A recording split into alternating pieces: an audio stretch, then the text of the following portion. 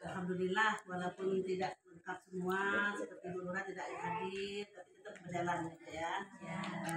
Pertama-tama saya ucapkan dulu KB pun. Ya pun.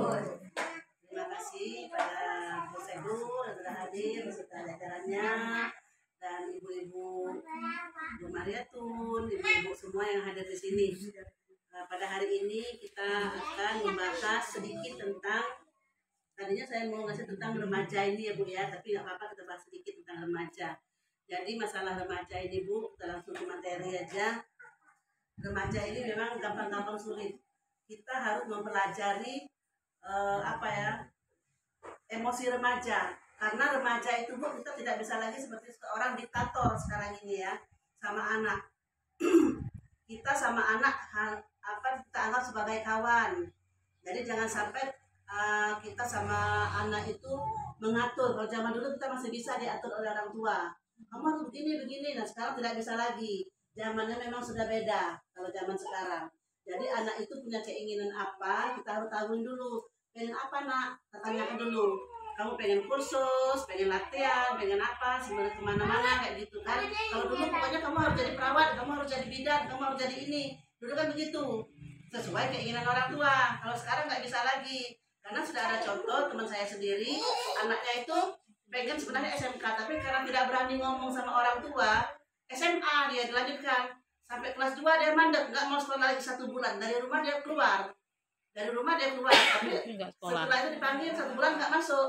Kenapa? Dengan alasan emaknya ngomong dengan bersahabat sama anaknya kan, ngomong tole kok gini kan, kesian bapak sudah jadi bapaknya guru padahal kan, emaknya PLKB. Nah akhirnya ngomong, kan maunya bapak, saya kan nggak mau ini, saya kan mau SMK. Nah ya kenapa kamu nggak ngomong? Kalau saya ngomong katanya bapak marah. Itu jadi kan dia dibilangin begitu. Nah saya sendiri juga begitu Bu, untuk orang tua saya kan guru juga ya Bu ya. Jadi dibilang, kamu mau sekolah apa mau belaki? Mungkin suami maksudnya gitu. Kalau bang Lembang kan mau belaki gitu ya. Kalau anak belakilah sekarang tamat SMP. Kalau mau sekolah tamatkan sekolah, mau sekolah kemana? Kami tuntut. Walaupun kami misalnya cuma PNS, kata orang tua saya kayak gitu. Udah kata saya masuk sekolah perawat aja, tadi kayak gitu kan. Akhirnya saya masuk perawat. Jadi begitu juga adik-adik saya juga begitu, ditanyain sama orang tua saya, kamu mau sekolah atau mau jadi apa kayak gitu. Jadi kita sama anak kita harus tanyakan. Jangan, oh saya tuh pengen kamu jadi polisi loh, saya tuh pengen kamu jadi, jangan. Kita jadikan jati diri anak itu jadi dirinya sendiri, jangan jadi diri kita. Jadi tidak bisa, karena sudah banyak contoh begitu, pengalaman. Jadi akhirnya anak itu mandek sebulan itu berhenti Bu sekolah, masuk SMK jadi kelas 1 lagi. SMK kelas 1 lagi, alhamdulillah selesai. Sekarang masuk P3 dapatnya di Sulawesi. Alhamdulillah. Ya. Selesai juga akhirnya. Ya itu tadi, jadi kita sekarang nggak bisa jadi anak itu kita anggap sebagai teman. Kadang-kadang kita kan masih, oh kamu tuh gini nak, jadi nggak bisa. Kalau saya Bu sama suami saya sendiri, anak saya pulang dari ini, begadang, saya tanya, nak sholat belum, udah ini belum? Jam 11 dia pulang, saya suruh pulang. Saya cium tangannya ini, suamiku saya cium juga. Apa maksud cium tangan itu Bu? Bau rokok enggak? Gitu, bau rokok enggak? Anak saya 2, alhamdulillah nggak ada yang rokok. Jadi kayak gitu, bapaknya kan berokok berat kayak gitu kan. Jadi kayak gitu, jadi kerjaan kami itu, iya makanya kayak gitu. Kadang-kadang kita bisa ini negor-negor, tapi kita sendiri kayak ini kan, akhirnya pergi sendiri negor anaknya dia kan kayak gitu. Jadi kerjaan kami itu kalau itu pulang, ya itu cium tangan aja, cium, bukan cium apa, bau rokok apa enggak kayak gitu. Baju itu kan suka baju kan ini bau kayak gitu. Jadi nggak apa-apa, lagi ini sibuk sedikit kita agak repot sedikit ya. Walaupun anak saya laki, dia ngomong saya di situ Mi. Saya suruh suami saya, coba tengok dia apa di situ dia ada pembuka. Kayak gitu Bu, saya sampai itu ya, anak tak banyak, kalau bisa jadi orang. Maksud saya kan kayak gitu. Ya walaupun anak banyak bisa jadi orang semua kan alhamdulillah. Ya, maksud saya kan biar bagus lah kayak gitu kan keturunan itu. Jadi kan pergaulan sekarang kan macam-macam Bu, narkoba kayak gitu kan. Pertama coba-coba, tadinya nggak mau dibilang cemen kayak gitu. Dulu pernah anak saya dulu bilang, ah cemen kamu tuh nggak merokok gitu. Kata saya sambil ngomong kayak gini, siapa ngomong kau cemen? Kalau kau dia ngomong cemen lagi, ngomong ke mana dulu kau kuentot sini, ada bunting. Nah, kayak gitu, kalau gitu banci ngomong kayak gitu kan, ngomong banci. Jadi saya kasar kayak gitu sama anak saya sampai ngomong kayak gitu. Kalau orang ngomong kau lagi banci tidak merokok, gara-gara ada merokok, bilangin aja, mana ponaan kau dulur kau sini. Kalau nggak bunting oleh saya, gituin aja saya bilang.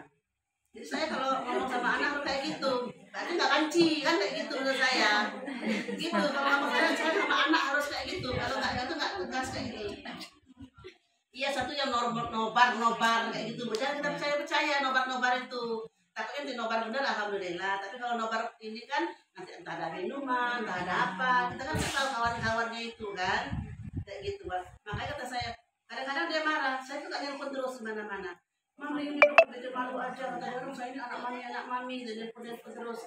Biar kalau yang lain tidak dicari mak bapaknya. Untuk terima kasih kamu jadi cari mak bapak kayak gitu kan.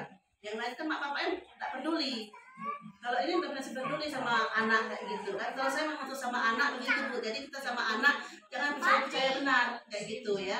Jangan pula kita curiga terus laju-laju bener. Cara kita ada cara kita sama dia. Kita ngomong juga kita ngomong bentak dikit dia lain. Jadi kalau kita bersahabat dengan saya sama walaupun anak bujang saya suka bukti kayak gitu. Sampai sekarang sampai sudah punya istri semua dua-dua kalau mau pergi salim sama saya cium kiri kanan sama jidatnya saya itu kecil sampai sekarang. Karena saya sudah biasakan dari kecil. Nah jadi ibu-ibu mulai dari anak kecil-kecil kayak gini, kalau dia mau pergi dari rumah kita biasakan salim, cium pipi kiri sama kanan, cium ini. Kalau dia mau tidur cium matanya Bu. Jadi walaupun bagaimanapun dia itu kata psikolog ya Bu ya, saya terapkan sama anak saya dan keluarga saya. Jadi kata psikolog itu kalau mau tidur itu cium matanya. Jadi walaupun dia kemana-mana dia terbayang sama orang tuanya, masih kebayang lihat tadi orang tuanya kayak gitu. Jadi insya Allah kalau dia mau buat kejahatan insya Allah enggak ada ini. Oh dia ingat mamanya, papanya, kayak gitu. Saya kalau dia pulang sekolah, saya suruh periksa suami saya. Pas saya periksa dia tidur, saya buka kamar, periksa. Pernah Bu ada kondom banyak benar. Saya kan kaget gitu kan. Apa kayak gitu kan kondom itu? Kondom tak gitu ya kan? Terus ada tanda apa ya? Pada pita merah silang. Oh saya besok tanya. Nah itu kok ada itu sih di tas kamu? Emang ada apa ya nak itu? Oh itu kemarin nih saya diajak bantuin apa nyebarkan ini apa brosur bahwa hari apa cinta kedamaian tanpa kondom kayak itu apa itu seks bebas gitu. Saya dikasih duit dengan ngasih kayak gitu. Oh ya sudah aku nikah kaget ya gitu ya kaget lah ngapain kau kemana-mana berkondom gitu kan gitu kalau gitu nggak tahu kayak gitu pernah ini dapat rokok satu bundel kayak gini kaleng kayak gitu surya gitu makanya punya kawan dia bapak kawannya pakat mana lah kayak gitu nggak mungkin lama anak muda pakai surya kata kayak gitu kan ya sudah kalau itu pulangin aja kalau enggak kan gitu. Jadi kita kalau misalnya sama anak tuh apa jangan langsung marah kau gini jangan kayak gitu tapi kalau misalnya mau tegas ya tegas sekalian lihat anak-anaknya ya Bu ya karena anak-anak itu kadang-kadang ada yang bisa kita kerasin ada yang nggak bisa kita kerasin jadi kita harus pelan-pelan kalau ngomong sama dia. Jadi kalau misalnya kita mau mendidik dari kecil sekarang Bu dilatihlah anak kita salim sama kita kalau semua minta apa minta tolong ya kalau sudah selesai bilang makasih ya nak ya. Nah, sampai sekarang alhamdulillah saya terapkan sama cucu saya sampai 2 tahun ya cucu saya kayak gitu saya terapkan kayak gitu. Jadi kalau setelah kasih apa-apa makasih ya Nenda kayak gitu. Jadi tolong ya Nenda, minta tolong sama orang. Jadi biasakan gitu terima kasih minta tolong yang kecil-kecil dulu yang kecil-kecil kayak gini kan gitu.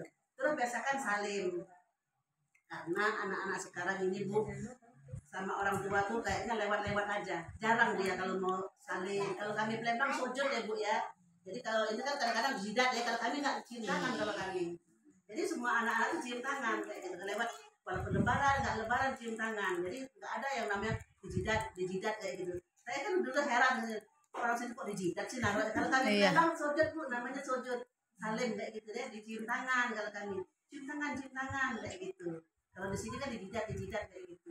Kalau zaman dulu kadang di pipi.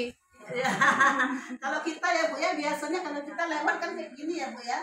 Saya walaupun itu anak muda depan saya tetap saya begini lewat ya kayak gitu. Kalau sekarang kan ada las saja kayak gitu kan. Nah itu tidak ada perjanjian di sekolah kadang-kadang Bu dari kita yang orang tua. Kita orang tua. Jadi kita tuh misalnya ada apa yang sedikit yang bagus-bagus insya Allah kalau kita niat kayak gitu Bu kita kasihlah sama anak kita belajar pelan-pelan sama-sama belajar kadang-kadang kayak gitu tuh tidak dibajarkan di sekolah cuma kita bisa-bisa lah kita bagaimana kita mengajarkan orang tua kita turunkan ke anak kita supaya lebih lebih baik dari kita lah, ibarat lebih sopan kayak gitu ya Bu ya. Kalau sama orang tua ya negor, kadang-kadang apalagi sudah sibuk HP sendiri Bu, nggak peduli tetangga apa siapa kan, nah sibuk ini orang kecelakaan orang apa sibuk bermotor kan, sibuk masing-masing, bukan yang mau nolong mau apa kan, mau disebarin di FB segala macam kan kayak gitu, sibuk kayak gitu. Ini apa solidaritas apa kurang kita sama Kepedulian. tetangga, sibuk masing-masing, apatis kalau bahasa medisnya itu apatis, cuek kita acuh. Kalau zaman dulu kan kita masih tatap ramah, dari mana Bu? Oh dekat si Anu rumahnya, oh tetangga, nggak tahunya kan kadang-kadang kayak gitu kan, dekat saudara rumahnya. Kalau sekarang sibuk masing-masing, lalu buah-buah, maksudnya langsung. Kalau dulu kan ngobrol, ya Bu ya, sambil nunggu-nunggu apa, ibaratnya kan, nunggu panggilan ke dokter, apapun nunggu panggilan apa, soalnya kan nunggu di PLN. Kita ngobrol kayak gitu kan, oh dekat rumah si Anu ya tetangga saya, ini ada saya, ada saudara di sana. Sekarang nggak ada yang bahasa-basi kayak gitu, udah sibuk masing-masing, entah apa ngeliat sini. Tapi orang kan HP itu sesuai kita, bisa menjauhkan yang dekat, mendekatkan yang jauh kan kadang-kadang ya, itu sesuai kita. Satu Bu, kalau HP itu anak-anak jangan sekali-sekali dibiarkan mandiri apa kasih sendiri ya, harus dibimbing, harus diawasin, karena sekarang aplikasi walaupun film karton itu banyak macam-macam ya, karton juga kita tidak tahu kan. Kalau zaman dulu kan yang karton-karton itu ada yang macam-macam lah Bu gitu yang tidak bagus ditonton oleh anak-anak, tapi dia bentuknya karton, jadi bukan yang orang-orang benar kayak gitu. Jadi jangan percaya sekaligus sama anak-anak juga. Jadi kalau misalnya download kan yang bagus-bagus aja, yang belajar mempelajari dia aja kayak gitu aja.